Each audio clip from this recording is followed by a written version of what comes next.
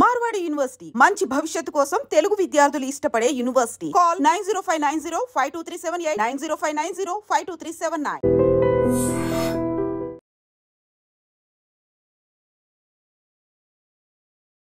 Different bikes అట్లాగే bike riding ఇది చాలా మందికి ప్యాషన్గా ఉంటుంది.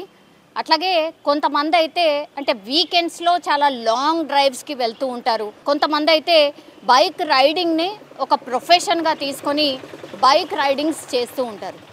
సో నేను ఇప్పుడు చెప్పబోయే వ్యక్తి కూడా అతనే. కేవలం 24 సంవత్సరాలు మాత్రమే. బైక్స్ అంటే ప్రాణం. చిన్నప్పటి నుంచి కూడా డిఫరెంట్ బైక్స్ని రైడ్ చేయడం, అట్లాగే సొంతంగా తనొక బైక్ని ఓన్ చేసుకుంటున్నాడు.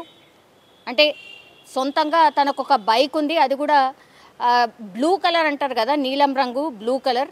ఆయనకు బ్లూ కలర్ బైక్ అంటే కూడా ప్రాణం. ఆ బైక్ మీదనే ఎన్నో రైడ్స్ చేసినటువంటి పరిస్థితి. కానీ సాడ్ ఇన్సిడెంట్ యాక్చువల్లీ ఈ 24 సంవత్సరాల హిమాచల్ ప్రదేశ్కి చెందినటువంటి కరణ్ శర్మ బర్త్డే.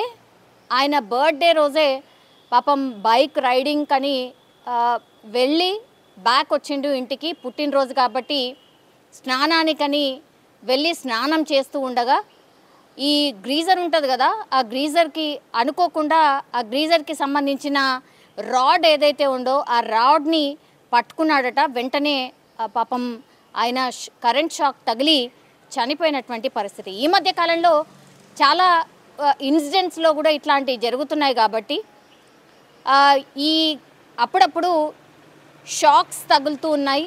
సో ఈ గ్రీజర్స్కి సంబంధించి కొంత జాగ్రత్తలు అవసరం. గ్రీజర్ ఆన్ చేసుకొని స్నానం చెయ్యకండి, ఎందుకంటే ఈ మధ్య కాలంలో ఇట్లా షాక్స్ తగిలి చాలామంది ప్రాణాలు కోల్పోయిన పరిస్థితి. ఎందుకంటే వాటర్ అట్లాగే ఎలక్ట్రిసిటీ సైమల్టేనియస్లీ అట్లా ఉండడం చాలా డేంజర్. సో కాబట్టి గ్రీజర్ ఆన్ చేసుకొని వేడి నీళ్ళు వేడి అయ్యాయి అనుకోండి, ఆ తర్వాత ఆఫ్ చేసుకున్న తర్వాతనే స్నానం చేయండి అని కొన్ని ఇన్సిడెంట్స్ చూసిన తర్వాత చాలామంది ఎక్స్పర్ట్స్ చెప్తున్నటువంటి మాట.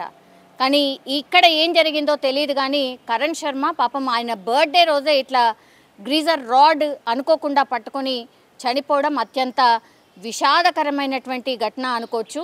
పూర్తిగా సోషల్ మీడియాలో ప్రస్తుతం అయితే ఈయన వీడియో వైరల్ అయిపోతున్న పరిస్థితి అయితే కనిపిస్తోంది. ఈయనకు నివాళిగా ఏం చేశారు అని అంటే పాపం గిరి నది, హిమాచల్ ప్రదేశ్కి దగ్గరలో ఈయన ఉండేటటువంటి ప్లేస్కి దగ్గరలో అయితే గిరి నది ఉంటుంది. సో ఆ గిరి నది ఒడ్డున ఈయన అంత్యక్రియలు జరిగాయి. సో ఈ అంత్యక్రియలు ఎక్కడైతే జరుగుతున్నాయో ఆ అంత్యక్రియలు జరిగే కూతవేటు దూరంలోనే ఆయన బైక్ని కూడా ఉంచడం జరిగింది. అత్యంత ఇష్టమైన బైక్ అట కరణ్ శర్మకి.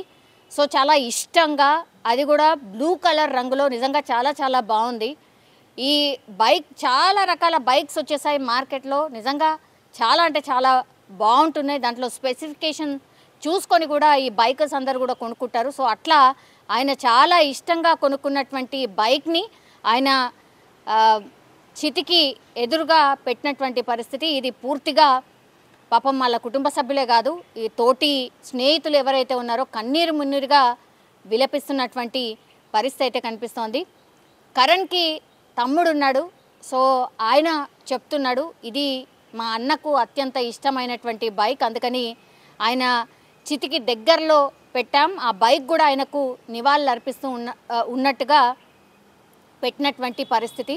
సో ఆ బైక్ని నేను కూడా అంటే నా అన్న నాతో పాటు ఉన్నట్టే, ఆ బైక్ ఉన్నంత వరకు అని చాలా ఇమోషనల్గా మాట్లాడినటువంటి పరిస్థితి. అట్లాగే ఈయన అంత్యక్రియలు జరిగే ప్రదేశం వరకు కూడా తోటి బైకర్స్ అందరూ కూడా బైక్ మీదనే వెళ్ళి ఆయనకు నివాళిగా అంతిమ యాత్రలో పాల్గొన్నటువంటి పరిస్థితి. కానీ పాపం బర్త్డే రోజే అది చివరి రోజు అవుతుంది అని ఎవరు అనుకోలేదు. బైక్లో ఈయన బైక్ రైడ్స్కి సంబంధించి కూడా పూర్తిగా ఇన్స్టాగ్రామ్లో ఆయన క్వైట్ ఫాలోవర్స్ చాలామంది ఉన్నారు కరణ్ శర్మకి కూడా. సో వాళ్ళు కూడా అందరూ పొద్దునంతా విషెస్ చెప్పిండ్రు, హ్యాపీ బర్త్డే బ్రో అని, హ్యాపీ బర్త్డే, లాంగ్ లీవ్, ఇట్లాంటి చాలామంది అయితే ఆయనకు విషెస్ చెప్పిన కొన్ని గంటల్లోనే ఆయన చనిపోయినటువంటి పరిస్థితి. పాపం బర్త్డే రోజే ఆయన చనిపోయే రోజు అవుతుంది అని కూడా ఎవరు అనుకోనటువంటి పరిస్థితి. అనుకోని సంఘటన, జస్ట్ ఆ గ్రీజర్ షాక్ వల్ల ఒక బైకర్ తన ప్రాణాలు కోల్పోయాడు. నివాళిగా అయితే ఆయన చితికి ఎదురుగా ఆయన బైక్నే పెట్టినటువంటి పరిస్థితి. ఇది ఇప్పుడు సోషల్ మీడియాలో పూర్తిగా వైరల్గా మారుతోంది.